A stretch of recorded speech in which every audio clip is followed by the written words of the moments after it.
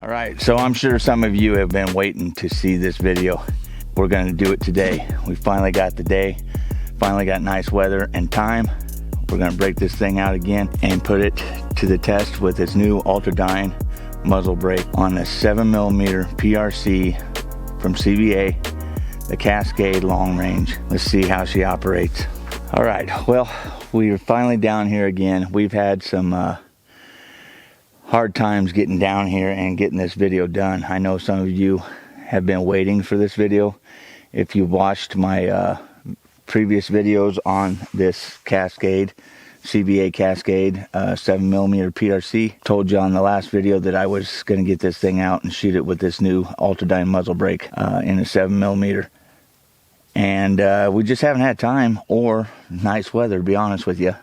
If we got time, the weather's been crappy. We've been turkey hunting here lately too, so there's quite a few things that we've been having to do. But we are here today. We got beautiful weather. We have zero wind pretty much. We've had like 30-mile-an-hour gusts for the last probably month or better. So it's really been challenging to try and get this video done, but we're here today, and we're gonna shoot this thing at 100 yards, sighted in again with this new muzzle brake. Now, Ultradyne muzzle brakes, as some of you may know, are my favorite brake, and the only one that I use. This particular gun did come with a brake. It was a radial brake, which did work very well on this gun. It wasn't bad recoil wise. It did the job, but I wanted to go with this Ultradyne, try to get some of that jump out of it. So that's what we're down here to do. I'm not sure what we're gonna be hitting with this right off the bat. I'm gonna go ahead and try 100 yards with it right off the bat and see if it hits like my Apollo Max did with my 308. That hit about 5 inches higher than what the stock setup was, but that had zero brake on it. So hopefully this thing levels out about the same as that radial brake, but we'll have to see. We've got 10 shots. That's all we got today is 10 shots. That's all I got left out of the 3 or 4 boxes that I had on the other video. If you want to see those videos, I'll put one in the tag up top here, and then I'll put another one at the end of the video, so you can go back and kind of see where I've been with this gun and this setup. Anyway, let's get started. I do have a bipod on the front of this now, so hopefully that will keep us a little bit sturdier than just bags. I do like shooting off the bags, but I want to get used to shooting off this this bipod. This is a Harris bipod, so I had this one on my 308, and then I moved a larger one to my 308 off my 270. So anyway, we're gonna put a round through it and see where it hits, and hopefully we're close to the first shot, so we don't have to do a lot of adjusting. All right, well, we got the GoPro down there so we can go back and watch. If my hits don't look great, then I can go back and watch the video and see where I'm hitting. Okay,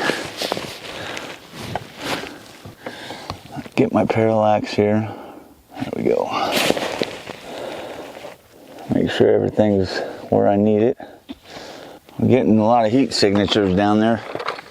Pretty warm today, so we're about 60 degrees, 60 some degrees right now. And it's probably gonna get a little bit warmer than that today. We've cleaned this gun. I've taken the time to kind of learn how to do a proper cleaning of these higher pressured calibers, because they do tend to foul up probably more than just your standard calibers with that high pressure that this PRC has. Okay, we're level. Let's go ahead and touch off the first round here. Whew. Oh, we're not far off. Tell you what, that had a little bit more kick than I was ready for. It's been a while since I've shot this thing, but it stayed pretty flat. I don't think I was quite on it with my shoulder, so these bags just aren't quite what I'm needing. We'll try this one here and see if it helps get my shoulder into that a little better. Oh yeah, there we go. Try another one here.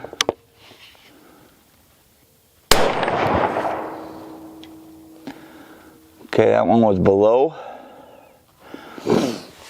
So not a great group.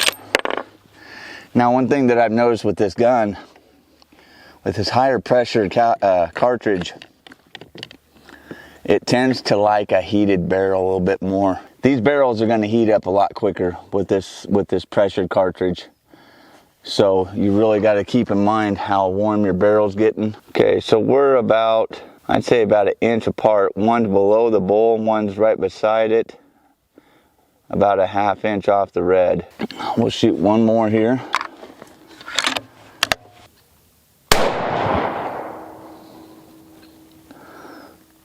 Okay, that one hit the bowl a little high and right. It's not great. I'm not going to say it's great, but we're hitting paper a lot better than what I thought we would. So from that radial break to this one, really, there's not much change as far as velocity, I don't think. But I'm able to get on target a lot easier with this break.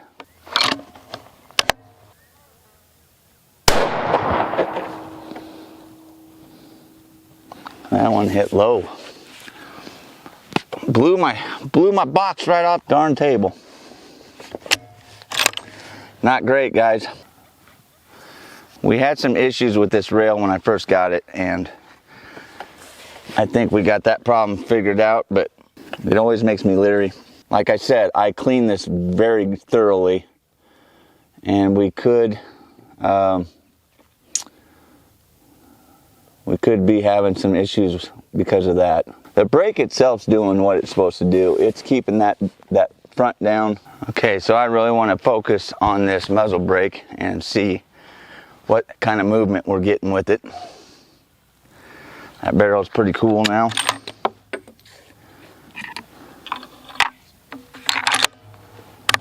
Now, I've seen in the comments that some guys have been saying, you know, that they don't like the ported back ports because they feel that. But I would say, you know, if you're using a shorter barrel, you know, like a 16 or 20 inch, the minimum for this brake is a 16-inch barrel. So if you have this on a 16-inch barrel, you know, you're up here quite a ways. This is a 24-inch barrel. With this muzzle brake, you know, you're almost at 26 now.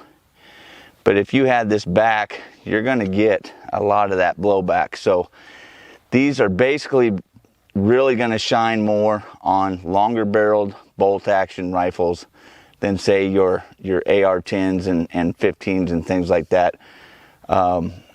So just keep that in mind. If you have a real like a scout rifle with a short barrel, you're probably going to get some blowback from this thing. But keeping this away from myself with this 24-inch barrel, it's not bad at all. And it'd be even greater with a 26-inch barrel. All right, let's see what this thing, how much movement we get with this thing. All right, here we go, going hot.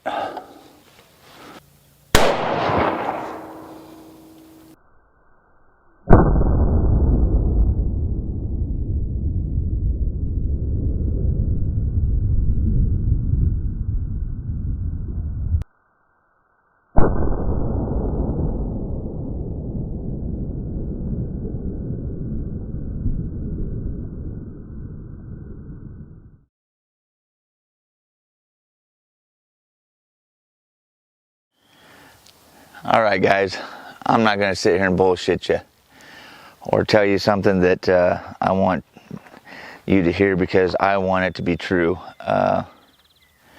This brake, I just don't think is going to work on this gun. And I say that with a little bit of sorrow in my heart because I'm really favorable towards these Ultradyne muzzle brakes, but they're not going to work on every gun. You're going to have a lot of situations where, you know, the floating of the barrel, length of the barrels, you know, all kinds of different things could be playing factors into this. And I think with this particular gun, there's just way too much harmonics in that barrel with it on. So I would really have to dive down a rabbit hole to get this thing to shoot groups.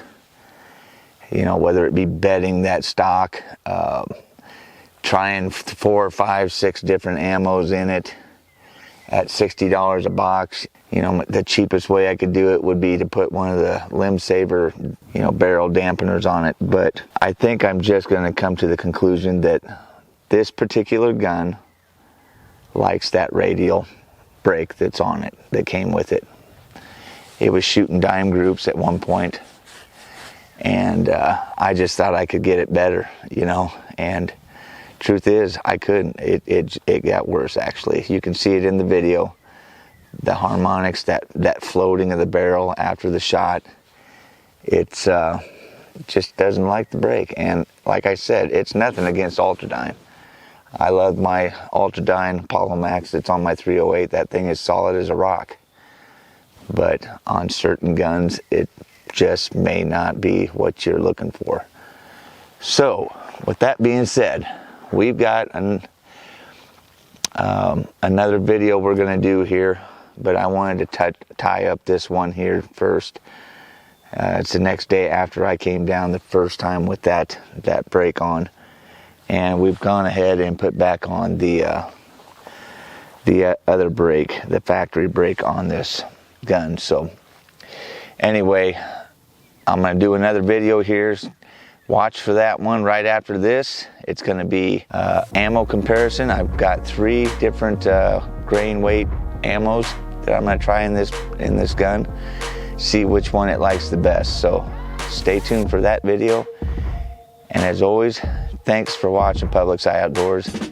Stay safe out there in everything you do in the outdoors. We'll see you on the next video.